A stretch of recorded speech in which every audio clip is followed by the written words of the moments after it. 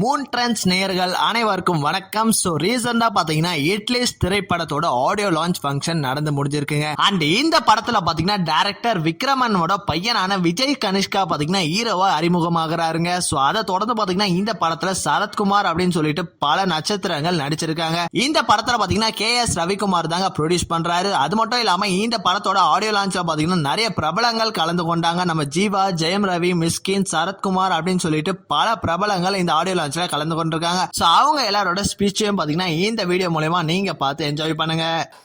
ரொம்ப அழகான பேர் கனிஷ்கா. ஒரு அரசனுடைய மகா புருஷனுடைய பேர் வந்து அவங்க தந்தை வச்சிருக்காரு. விக்ரமன் சாருடைய டைட்டில்ஸில் எனக்கு ரொம்ப பிடிச்சது புது வசந்தமும் வானத்தை போல அப்படின்றது. இந்த மாதிரி டைட்டில் எங்களாலும் யோசிக்க முடியுமான்னு தெரியல. ஆக்சுவலாக பியூட்டிஃபுல் டைட்டில். நான் பழகிய சினிமாக்காரர்களே எப்பொழுதுமே எளிமையாகவும் அழகாகவும் பழகிறவர் வந்து நம்ம ரவிக்குமார் சார். எனக்கு 25 வருஷமாக அப்படியே பார்ப்பேன். எப்போயாவது ஒரு வருஷத்துக்கு 2 தடவை தான் மீட் பண்ணுவேன். அவ்வளோ எளிமையாக, அவ்வளோ ரொம்ப extraordinary human being sir. Thank you so much for being very extraordinary. நான் அவர் கூட இந்த படத்தில் ஒர்க் பண்ண போகிறேன். ட்ரெயினில் ஒரு முக்கியமான ஒரு கேரக்டர் எழுதியிருக்கேன். கெட்ட கேரக்டர் தான் எழுதியிருக்கேன் அவருக்கு. ஆக்சுவலாக ரொம்ப அழகாக இருக்குது. நிறைய பேர் அவர் தான் எங்களோட குரு கதிர் சாரை பார்த்தேன்.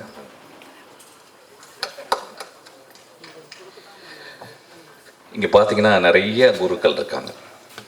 நான் வாழ்நாளில் வந்து எப்பயாவது ஒரு தருணம் தான் அந்த மாதிரி எல்லா குருக்களையும் பார்க்க முடியும்.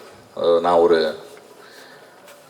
புத்தக கடையில் ஒர்க் பண்ணும்போது என் குரு என்னை அடையாளப்படுத்தி என்னை கண்டுபிடிச்சி கூப்பிட்டு போனார். அவருக்கு ஒரு கிளாப் அடிங்க கதிர் சார்.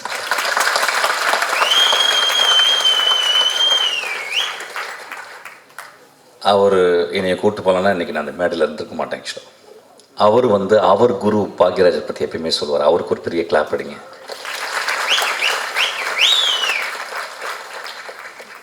ஒரு குரு இன்னொரு குருவை உருவாக்கி கொண்டே இருக்கிறது. இந்த ஒரு தொடர்ச்சி வந்து ரொம்ப அழகானது. அப்படி தான் கனிஷ்கா நீயும் வரணும்னு நினைக்கிறேன். ஆக்சுவலாக நான் வந்து ஒரு படம் ஒர்க் பண்ணும்போது அதில் வந்து சரத்குமார் சார் இருந்தார். ஆக்சுவலாக டக்குன்னு என்னை கண்டுபிடிச்சார். ஏதோ துருன்னு இருப்பேன், ஓடிக்கிட்டே இருப்பேன். ஆக்சுவலி இங்கே வான்னு கூப்பிட்டு அவருடைய அப்போ ஒரு பெரிய செல் வச்சுருப்பார். ஆக்சுவலி அந்த செல்லில் கலையில் கொடுத்து பத்திரமா வச்சுக்க அப்படிம்பார். ஒரு வேளை என்னை மட்டும் தான் நம்பியிருக்கான்னு நினைக்கிறேன். அந்த டைமில் அந்த செல் பெரிய செல்லாக இருக்கும். ஆக்சுவலாக அப்புறம் கூடவே இருப்பேன். ஆக்சுவலாக கூடவே இருந்து அதுக்கப்புறம் அந்த படத்தில் ஒரு 13 சீன் எழுதுறதுக்கு எனக்கு வந்து வின்சென்ட் செல்வா என்னுடைய குரு எனக்கு வாய்ப்பு கொடுத்தாரு. அப்போ வந்து நான் சரத்குமார் சார்ட்ட ரொம்ப அவ்வளோ அன்போடு பழகுவார். அவருக்காக எழுதுனது தான் நான் ஒரு கதை தான் துப்பறிவாளனாக மாறிச்சு. அவருக்கு நான் வந்து சங்கர்லால் துப்பறிகிறார்னு ஒரு கதை எழுதினேன். அது ஏதோ ஒரு வகையில் அந்த கதையை வந்து என்னால் பண்ண முடியல. அதுக்கப்புறம் தான் அது விஷாலுக்கு போயிட்டு துப்பறிவாளனாக மாறிச்சு. Thank you so much sir. உங்களை பார்த்தது ரொம்ப சந்தோஷம். நிறைய பேர் இங்கே நான் பார்த்தது ரொம்ப சந்தோஷம். போன மேடையில் வந்து நான் வந்து சினிமாவுக்கு போங்க, கோயிலுக்கு போகாதீங்க அப்படின்னு சொன்னதை வந்து ஒரு பெரிய கான்ட்ரவர்ஷியலாக எடுத்துக்கிட்டாங்க. ஐயா, கோவில்ன்றது நான் சர்ச்சும் மசூதியும் சேர்த்து தான் சொன்னேன். நான் நான் பிறந்த குடும்பம் ஒரு இந்து குடும்பம், நான் வளர்ந்த குடும்பம் ஒரு முஸ்லீம் குடும்பம், நான் கல்யாணம் செய்த மனைவி ஒரு கிறிஸ்டியன். நான் ஏன் கோவிலுக்கு போகாதீங்க அப்படின்னு சொல்லுறது, கோவிலுக்கு காலையிலே போயிடுறீங்க. காலைல எந்திரிச்ச உடனே அம்மாவை பார்க்குறோம், காலைல எந்திரிச்ச உடனே அப்பாவை பார்க்குறோம், காலைல எந்திரிச்ச உடனே நம்மளுடைய உறவுகளை பார்க்குறோம். கோவில் தான் அது. ஆக்சுவலாக நான் ஏன் தியேட்டருக்கு போகணும்னு சொன்னீங்கன்னா, இன்றைக்கி தியேட்டர் வெறிச்சோடி கிடக்கு. இது வந்து நிஜம். இது நிஜம். ஏன் அப்படின்னா எல்லாருடைய வாழ்க்கையுமே ஒரு வீடியோக்குள்ளே, ஒரு செல்லுக்குள்ளே, ஒரு ரிமோட் கண்ட்ரோலுக்குள்ளே வந்து ஒரு வினாடிக்கு 30 சேனலை மாற்றக்கூடிய அளவுக்கு மாறிடுச்சு. அப்போ நம்ம தியேட்டரை வந்து மறந்துடும். இப்போ பாருங்கள், நீங்கள் காலையில் இவ்வளோ பேர் வந்து உட்காந்துருக்காங்க. அங்கே கனிஷ்கா அவனுடைய நண்பர்கள் தனியாக அவனுக்கு வந்து ஹோல்டர் பண்ணி கைத்தட்டிக்கிட்டே இருக்காங்க. ஆக்சுவலாக இது எவ்வளோ பெரிய ஒரு என்கரேஜ்மெண்ட்டு. நான் ஏன் கோவில், சர்ச்சு, மசூதியை விட தியேட்டர் முக்கியம் அப்படின்றது எப்படி சொல்லணும்னா, ஒரு சினிமா ஒரே ஒரு காட்சி பார்க்குறேன். பாக்யராஜ் சார் படத்தில் வந்து அவர் பிரிஞ்சு போகிறாரு. அப்போ தன்னுடைய காதலி அங்கேருந்து பாடுறான். எனக்கு அப்போ வந்து என்ன வயசுன்னு தெரில.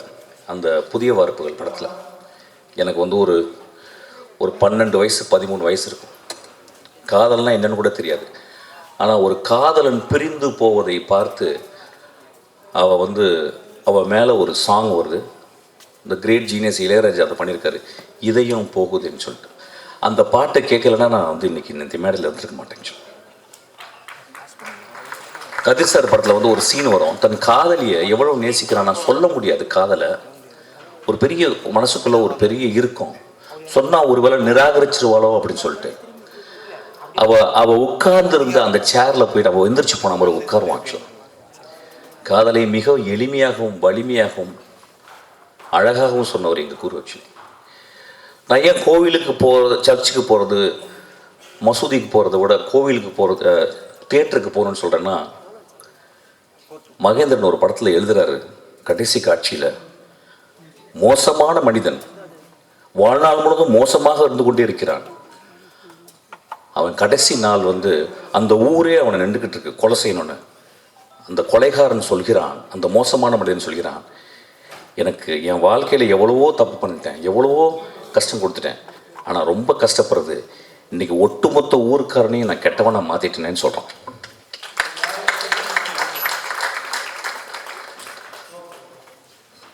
கொலை செய்துவிட்டு, தன் காதலனுக்காக கொலை செய்துவிட்டு பல வருடங்கள் ஜெயிலில் இருந்து அவள் ஒரு படகுல வந்து இறங்குறான். அவள் அந்த படகுலேருந்து இறங்கி, அந்த ஓடத்துலேருந்து இறங்கி அந்த கரையில் கால் வைக்கும்போது அவளுக்காக 20 வருஷம் காத்திருந்த, நோய்வாய்ப்பட்டு படுக்கையோடு இருந்த அந்த மனிதனுக்கு நெஞ்சு துடிக்குது. ஐயா பாரதராஜா எழுதினார் பார்த்தீங்க, அதுதான் என் கோவில்னு சொல்கிறேன், அதுதான் சர்ச்சுன்றேன், அதுதான் மசூதின்றேன்.